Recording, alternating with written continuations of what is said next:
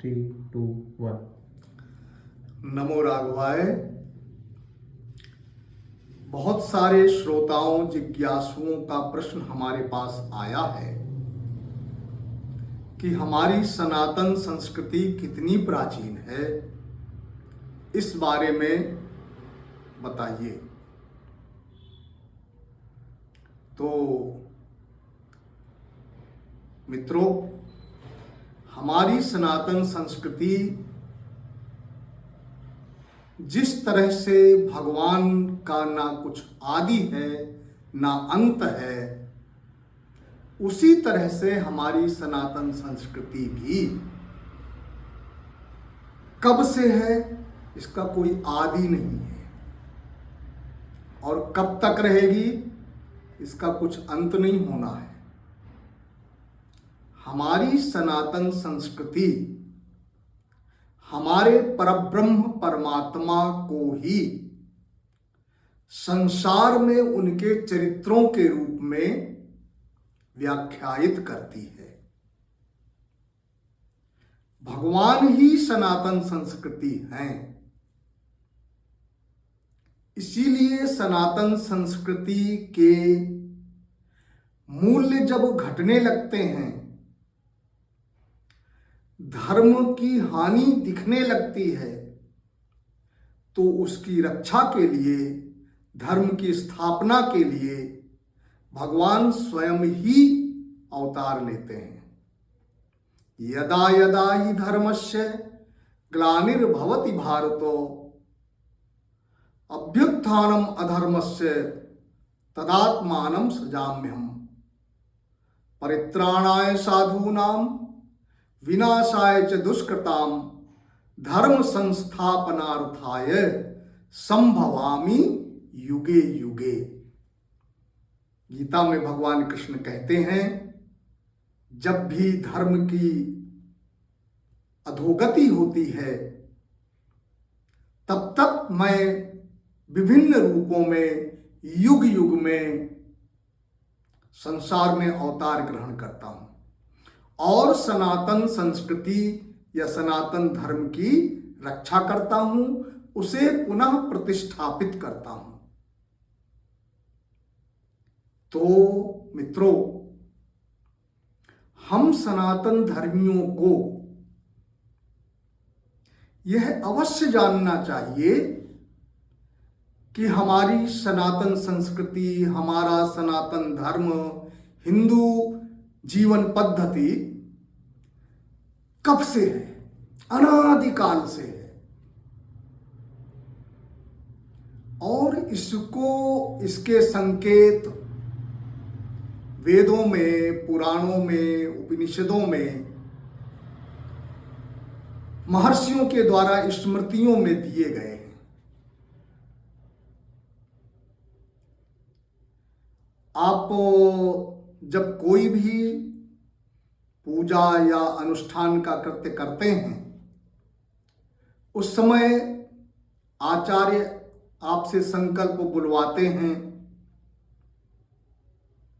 कि वैवस्वत मन्वंतरे कलि प्रथम चरणे। तो कभी आपने सोचा है कि ये वैवस्वत मन्वंतर क्या है? ये अभी कली का प्रथम चरण है, इसका अर्थ क्या है? तो बंधुओं, आप जानिए, अभी जो कल्प चल रहा है उसे श्वेत वाराह कल्प कहते हैं, और यह कल्प 14 मनवंतरों का होता है।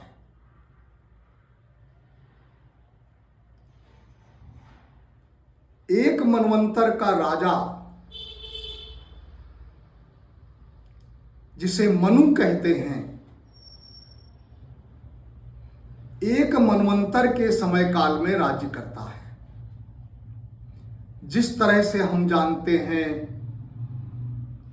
प्रधानमंत्री राष्ट्रपति का कार्यकाल 5 वर्ष का होता है, वह तो घट भी बढ़ भी सकता है, लेकिन हमारे इस शास्त्रीय संविधान के अनुसार जो मनवंतर का समय है वह घट बढ़ नहीं सकता। वह एक मनवंतर का समय 71 चतुर्युगी रहता है। मित्रों, एक चतुर्युगी में सतयुग, त्रेता, द्वापर और कलयुग, ये चारों युग मिला करके एक चतुर्युगी होती है। आप समझिए, कलयुग की उम्र है 4,32,000 वर्ष। कलयुग से दुगना समय काल द्वापर का होता है, अर्थात 8,64,000 वर्ष। कलयुग से तिगुना समय त्रेता का होता है, इसलिए त्रय शब्द आया। और कलयुग से 4 गुना का समय सतयुग का होता है। इस तरह से एक चतुर्युगी की आप कैलकुलेशन करके, गणना करके समझिए कि यह करोड़ों में पहुंचता है। इस तरह की 71 चतुर्युगी, 71 बार ये चारों युग पूरे होते हैं, तब एक मनवंतर होता है। मनवंतर एक पद है।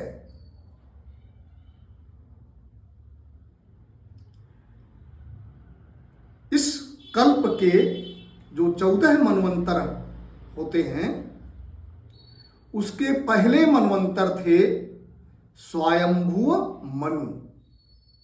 रामचरितमानस में आता है, स्वयंभुव मनु अरु शतरूपा, जिनते भय नर सृष्टि अनूपा। पहले मनु थे स्वयंभुव मनु, इसीलिए उस मनवंतर का नाम भी था स्वयंभुव मनवंतर। और वहीं से मनुष्यों की सृष्टि हुई। स्वयंभू मनवंतर के बाद स्वारोचिष मनवंतर हुआ। उसके बाद स्वयंभू के ही छोटे भाई प्रियव्रत, जिनके 3 पुत्रों उत्तम, रैवत और तामस थे, उन तीनों के नाम पर उत्तम मनवंतर, रैवत मनवंतर और तामस मनवंतर, ये 3 मनवंतर आए। फिर 6वां मनवंतर चाक्षुष मनवंतर हुआ। उसके मनवंतराधिपति चाक्षुष भगवान थे। अब जो मनवंतर है, उसके राजा सूर्य के पुत्र वैवस्वत जी हैं। इसलिए इस मनवंतर का नाम वैवस्वत मनवंतर रखा गया है। आगे आने वाले भी मनवंतरों के नाम हैं, जिनको हम अगले पार्ट में बताएंगे। तो यह मनवंतर जब पूरे होते हैं, 14 मनवंतर, तब एक कल्प पूरा होता है। और आपको बता दूं, रामचरितमानस में है कल्प कल्प प्रति प्रभु अवतरहि। भगवान राम एक कल्प में एक बार अवतार लेते हैं राम रूप में, और अभी जो राम जी का अवतार हुआ था यह इस वैवस्वत मनवंतर के 23वें त्रेता में हुआ था। यानी 22 चतुर्युगी पूरी हो चुकी थी, 23वीं चतुर्युगी का सतयुग पूरा हो गया था, और फिर त्रेता आया, उसमें भगवान श्री राम जी का जन्म हुआ था, जिसमें उन्होंने रावण का वध किया था। तो राम जी के अवतार को कितने दिन हो गए? 23वां त्रेता खत्म हुआ, द्वापर खत्म हुआ, कलयुग खत्म हुआ, फिर 24वीं चतुर्युगी पूरी हुई, 25वीं चतुर्युगी पूरी हुई, 26वीं चतुर्युगी पूरी हुई, 27वीं चतुर्युगी पूरी हुई, अब ये 28वीं चतुर्युगी का कलयुग चल रहा है। आप गणना करें राम जी का कार्यकाल कब रहा होगा, और यह गणना विज्ञान सम्मत है। शास्त्र हमारे सत्य ही बोलते हैं। सत्य स्वरूप भगवान सनातन सत्य रूप संस्कृति की रक्षा करने के लिए सत्य रूप शास्त्रों में निबद्ध हैं। जो श्रुतियां कहती हैं, वेद कहते हैं, वे सत्य ही हैं। क्यों? क्योंकि वेद ही प्रमाण हैं, श्रुतियां ही प्रमाण हैं। जिस तरह से हम जीवित हैं इसका प्रमाण हमारी श्वास होती है। हमारी श्वास चल रही है तो कहते हैं हम जीवित हैं। जब श्वास चलना बंद हो जाती है तो व्यक्ति मृत मान लिया जाता है। रामचरितमानस में वेदों को भगवान का श्वास कहा गया है।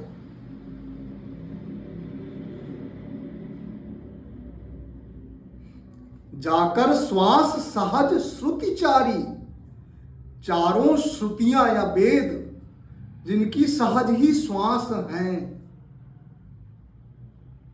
तो श्वास माने जीवन। भगवान के जीवंत होने का प्रमाण वेद ही देते हैं, श्रुतियां ही देती हैं।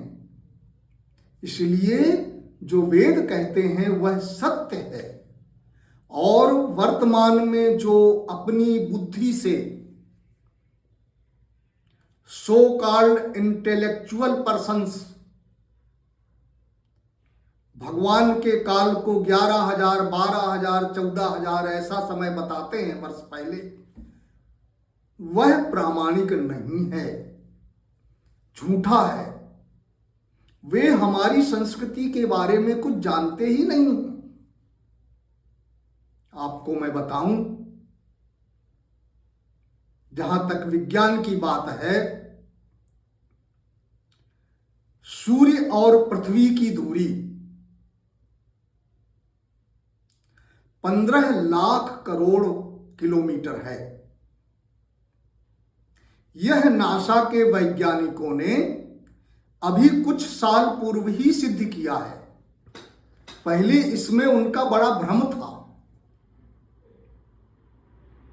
लेकिन यह दूरी हमारे तुलसीदास जी महाराज ने हनुमान चालीसा में 550 वर्ष पहले ही लिख दी है, जो वेद और पुराणों से ही व्याख्यायित है। युग सहस्त्र योजन पर भानु, युग सहस्त्र योजन, यह पृथ्वी से भानु यानी सूर्य की दूरी है। लीलो ताहि मधुर फल जानू, जिसको हनुमान जी ने अपने बचपन में ही जाकर के खा लिया था। वैदिक गणित की गणना के अनुसार युग सहस्त्र योजन का हम कैलकुलेशन करते हैं तो यह लगभग 15 लाख करोड़ किलोमीटर ही आता है। तो हमारी सूर्य और पृथ्वी की यह दूरी हजारों वर्ष पहले, सहस्त्रों, लाखों, करोड़ों वर्ष पहले वेदों में वर्णित है और विज्ञान तो खोज खोज कर करके अभी मान पाया है।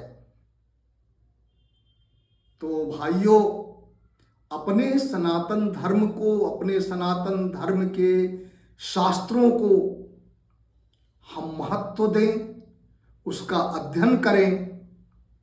वहीं से हमें अपने सनातन धर्म, अपनी सनातन संस्कृति के मूल्यों को बारे में जानकारी हो पाएगी और हम उसके बारे में जान पाएंगे, अपने आप के बारे में जान पाएंगे।